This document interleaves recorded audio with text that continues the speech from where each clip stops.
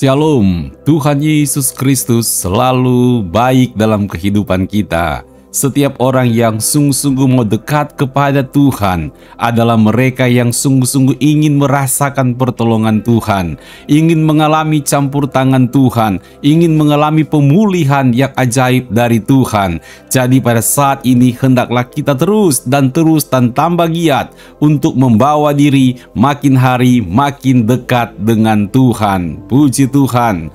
Kembali Anda mengikuti renungan malam dekat Tuhan yang akan memberkati Anda pada hari ini. Tema renungan kita adalah latihlah dirimu beribadah. Sebelum kita merenungkan firman Tuhan, mari kita satukan hati dan kita berdoa. Bapa Surgawi, pada saat ini kami rindu untuk dekat dengan Tuhan, mengalami janji-janji Tuhan dalam kehidupan kami. Oleh sebab itu ya Bapa, biarlah firman-Mu berbicara kepada kami, menguatkan dan meneguhkan iman kami. Dalam nama Tuhan Yesus Kristus, haleluya. Amin. Puji Tuhan. Renungan firman Tuhan dari 1 Timotius pasal 4 ayatnya yang ke-7. Tetapi jauhilah tahayul dan dongeng nenek-nenek tua. Latihlah dirimu beribadah. Latihan badani terbatas gunanya, tetapi ibadah itu berguna dalam segala hal, karena mengandung janji, baik untuk hidup ini maupun untuk hidup yang akan datang. Haleluya. Saudaraku dalam kasih Tuhan Yesus Kristus, dari kebenaran firman Tuhan ini kita diingatkan untuk terus berlatih, melatih diri di dalam beribadah. Kalau bicara tentang latihan itu selalu identik dengan disiplin. Karena kalau bicara latihan itu urusannya rutinitas, saudaraku ya. Kalau kita ingin latihan mau latihan biar sehat, tapi sebulan sekali latihan nggak jadi apa-apa tuh. Tapi kalau bicara latihan harus seringkali, setiap hari, kadang-kadang pagi dan sore hari. Bahkan seorang atlet tentunya ada durasi jamnya juga. Latihan pagi hari misalkan 4 jam, latihan sore hari misalkan 4 jam, 8 jam sehari. Ini bicara tentang apa? Ini bicara tentang kedisiplinan. Butuh ada suatu disiplin rohani agar kita betul-betul terlatih di dalam beribadah. Dan di balik ibadah ini ada berkat Tuhan yang luar biasa. Ayo saudara, bagaimana Anda beribadah kepada Tuhan? Sudahkah kita punya disiplin untuk melatih diri di dalam beribadah, menguasai diri di dalam beribadah? Saudaraku dalam kasih Tuhan Yesus Kristus, lebih daripada itu, kata ibadah di sini bukan seperti ibadah kayak kita ibadah hari Minggu 2 jam, ibadah keluarga, ibadah kombapa, ibadah sekolah minggu, enggak begitu. Di sini maknanya lebih dari itu. Kata ibadah di sini berbicara tentang praktek hidup yang saleh. Ibadah di sini punya makna adalah setiap hari kita berusaha untuk melakukan firman Tuhan, hidup dalam kesalehan, hidup dalam kekudusan, hidup dalam kesucian, hidup sesuai dengan aturan-aturannya Tuhan.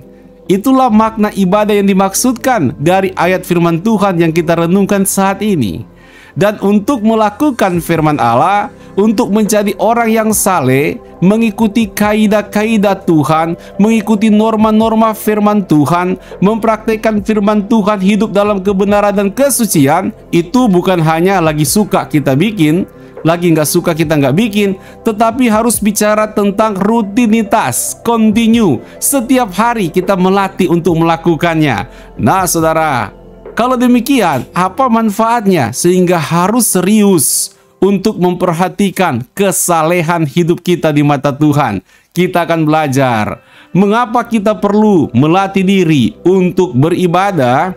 Karena saudaraku, ketika kita belajar hidup saleh di hadapan Tuhan, berarti kita telah menetapkan diri kita untuk hidup yang berkenan kepada Tuhan.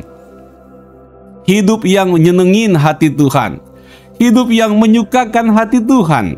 Lihatlah 1 Timotius pasal yang keempat ayat yang pertama. Tetapi Roh dengan tegas mengatakan bahwa di waktu-waktu kemudian ada orang yang akan murtad, lalu mengikuti roh-roh penyesat dan ajaran setan-setan, oleh tipu daya pendusta-pendusta yang hati nuraninya memakai cap mereka. Nah, orang-orang yang seperti ini bisa berjubah rohani, jubahnya rohani, tetapi hatinya rupanya, saudaraku, sudah dicap dengan penyesatan-penyesatan, dengan ajaran-ajaran setan. Sehingga hidupnya tentu tidak berkenan di hadapan Tuhan. Mengapa bisa terjadi demikian? Karena tidak serius untuk melatih diri dalam beribadah.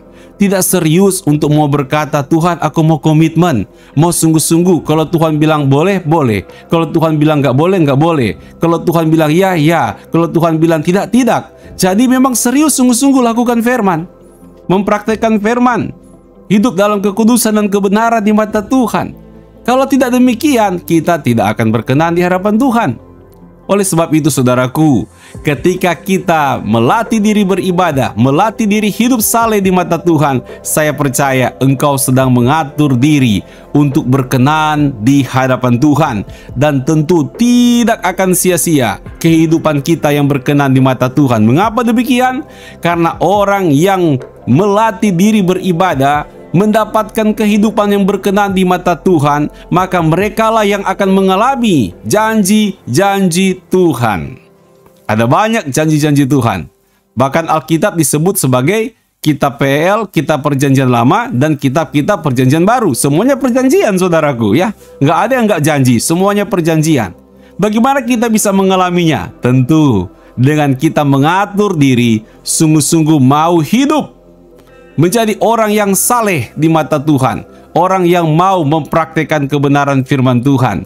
Saudaraku, inilah alasannya sehingga kita beribadah sungguh-sungguh di hadapan Tuhan, agar kita mengalami janji-janji Tuhan. Kan firman Tuhan pernah bilang, apa yang memisahkan antara Tuhan dengan engkau? Bukankah karena dosa-dosamu? Jadi orang kalau tidak hidup saleh berarti melakukan dosa. Dan ketika melakukan dosa, ada jarak pemisah antara Tuhan dengan kita. Ada jarak pemisah antara berkat Tuhan dengan kita. Ada jarak pemisah antara janji Tuhan yang akan jadi kenyataan dengan diri kita. Oleh sebab itu, latihlah dirimu untuk hidup saleh di hadapan Tuhan, hidup yang berkenan di hadapan Tuhan. Dan saudaraku, kita melatih diri untuk beribadah, melatih diri untuk hidup kudus, suci, dan saleh di mata Tuhan, supaya kita menjadi teladan iman bagi orang lain. Meskipun Anda berkata Anda baru bertobat, nggak masalah. Anda bisa menjadi teladan iman, jadi berkat bagi orang lain. 1 Timotius pasal 4 ayat 12 berkata, jangan seorang pun menganggap engkau rendah karena engkau muda. Jadilah teladan bagi orang-orang percaya dalam perkataanmu, dalam tingkah lakumu, dalam kasihmu, dalam kesetiaanmu, dan dalam kesucianmu. Ayo saudara, mari kita komitmen pada malam hari ini. Kita mau berkata, Tuhan, aku mau melatih diriku untuk beribadah. Apa maksudnya? Aku melatih diriku, mengatur diriku untuk hidup saleh, hidup berkenan, hidup kudus, hidup benar di mata Tuhan. Sehingga kita menjadi teladan iman bagi banyak orang. Kita bisa menikmati janji-janji berkat Tuhan dan kedapatan hidupmu berkenan di mata Tuhan. Puji Tuhan, haleluya. Mari kita berdoa. Bapa Surgawi, pada saat ini kami mengucap syukur buat kebenaran firman-Mu. Kami mau belajar untuk melatih diri kami beribadah. Kami harus mengatur diri kami, punya komitmen yang kuat untuk mendisiplinkan diri kami untuk hidup benar, hidup kudus, hidup berkenan, hidup saleh di hadapan Tuhan. Itulah ibadah yang sejati di mata Tuhan. Tuhan, tolong kami agar kami bisa menikmati janji-janji-Mu, berkat-berkat-Mu, jadi berkat juga bagi banyak orang, jadi teladan iman bagi banyak orang. Dalam nama Tuhan Yesus, Tuhan berkati juga kami ketika kami beristirahat, kami bangun besok pagi dengan tubuh yang diberkati oleh Tuhan. Terpujilah nama Tuhan, haleluya. Amin. Puji Tuhan.